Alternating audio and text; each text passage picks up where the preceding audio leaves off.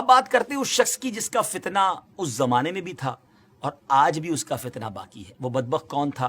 مرزا غلام احمد قادیانی. یہ 1839 یا 1840 عیسوی میں پیدا ہوا اور 1886 میں مرزا نے اپنی نبوت کی بنیاد رکھنا شروع کی، جو کہ جھوٹے اور عجیب و غریب من گھڑت الہام اور کشف وغیرہ پر مبنی تھی، جو کہ آج بھی اس کی بدنام زمانہ کتاب براہین احمدیہ میں موجود ہے. اس کے بعد مرزا قادیانی نے 1901 ایئر میں حقیقی نبوت کا دعویٰ کر دیا. یہ شخص انبیاء کرام کا نہایت گستاخ تھا. حضرت عیسیٰ علیہ الصلوۃ والسلام کے بارے میں لکھتا ہے کہ آپ علیہ الصلوۃ والسلام کے بہت سے معجزے مشہور ہیں، لیکن حق بات یہ ہے کہ آپ سے کوئی معجزہ ظاہر نہیں ہوا، معاذ اللہ. دعوی نبوت کے بعد مرزا کی رگ شیطانی مزید بھڑکی تو اس نے خدائی کا دعویٰ کر ڈالا. لکھتا ہے کہ میں نے نیند میں اپنے آپ کو ہو بہو اللہ دیکھا اور میں وہ اللہ ہوں. پھر میں نے آسمان و زمین بنائے اور کہا ہم نے آسمان کو ستاروں کے ساتھ سجایا ہے.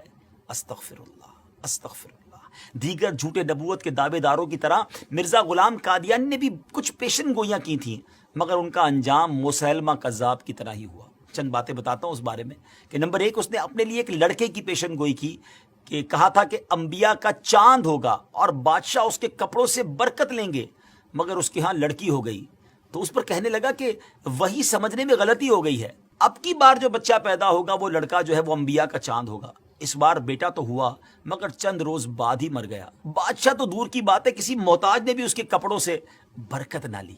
نمبر 2، اس نے ایک اور پیشن گوئی کی کہ آسمانی بیوی کی پیشن گوئی کی اور اپنی چچا زاد بہن احمدی کو خط بھیجا کہ اپنی بیٹی محمدی بیگم میرے نکاح میں دے دے. اس نے صاف انکار کیا، اس پر دھمکیاں دی اور پھر کہا کہ وہی آ گئی ہے، ہم نے تیرا نکاح اس سے کر دیا ہے، اور یہ کہ اس کا نکاح اگر تو دوسری جگہ کرے گی تو 2.5 یا 3 برس کے اندر اس کا شوہر مر جائے گا. مگر اس خدا کی بندی نے اس بدبخت کی ایک نہ سنی اور سلطان محمد خان سے نکاح کر دیا.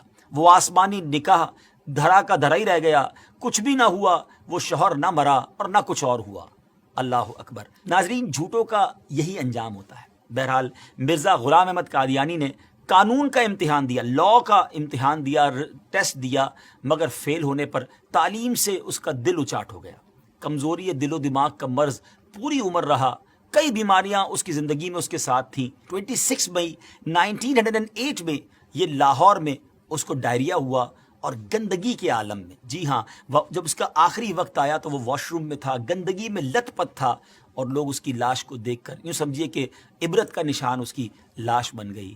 ناظرین، یہ ہے جھوٹے نبی کا انجام. ہم سب کو یقیناً یہ یقین ہے، ہمارا ایمان ہے کہ ہمارے آقا علیہ الصلوۃ والسلام ہی آخری نبی ہیں، اور خود نبی پاک علیہ الصلوۃ والسلام نے جو فرما دیا لا نبی بعدی، میرے بعد کسی نبی نے نہیں آنا، اور یہی ہمارا ایمان، یہی ہمارا بلیف ہے. لیکن ایک بات یاد رکھنی ہے کہ اس طرح کے دعوے کرنے والے، اس طرح کی جرت کرنے والے، اس طرح کا کلیم کرنے والے لوگ اور بھی آئیں گے، کیونکہ علماء کرام نے نبی پاک علیہ الصلوۃ والسلام کی احادیث سے جو ایکسٹریکٹ کیا ہے، جو شرح بیان کی ہے، وہ یہی ہے کہ قیامت سے پہلے اور بھی نبوت کے دعوے دار آئیں گے. ہو سکتا ہے اس دور میں، ہو سکتا ہے کچھ دنوں کے بعد یا کچھ سالوں کے بعد، لیکن مسلمانوں کا شروع سے یہ عقیدہ رہا کہ ان جھوٹے دعوے داروں کی طرف کوئی توجہ نہیں کرنی. ہم سب کا عقیدہ، ہمارا بلیف اتنا مضبوط ہونا چاہیے، اور ہے الحمدللہ کہ ہمارے آقا علیہ الصلوۃ والسلام ہی آخری نبی ہیں. کیا خوبصورت قرآن پاک کی سورہ احزاب کی آیت نمبر 40 ہے نا. اللہ تعالیٰ قرآن مجید میں کیا ارشاد فرماتا ہے؟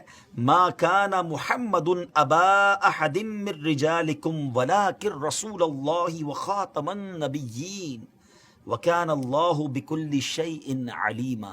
سبحان اللہ، کتنا خوبصورت اس کا ترجمہ ہے. محمد تمہارے مردوں میں کسی کے باپ نہیں ہیں، لیکن اللہ کے رسول ہیں اور سب نبیوں کے آخر میں تشریف لانے والے ہیں، اور اللہ سب کچھ جاننے والا ہے. تو الحمدللہ یہ چمکتا دمکتا عقیدہ مسلمانوں کا صبح قیامت تک انشاءاللہ جاری و ساری رہے گا کہ اللہ کے آخری نبی جناب محمد الرسول اللہ صلی اللہ تعالیٰ علیہ وسلم ہیں، اور یہی ہمارا ایمان ہے. بہرحال ان جھوٹے نبوت کے دعوے داروں کے بارے میں ہم نے جانا، اور علماء احادیث کی شرح کرتے ہوئے لکھتے ہیں کہ یہ نشانی ابھی اور چلنی ہے، یعنی اور لوگ بھی قیامت سے پہلے اس طرح کے دعوے کرتے رہیں گے اور مسلمان ان سے نپٹتے رہیں گے. بہرحال اللہ کریم ہم سب کو سچے ایمان والا، صحیح عقیدے والا مسلمان بنائے.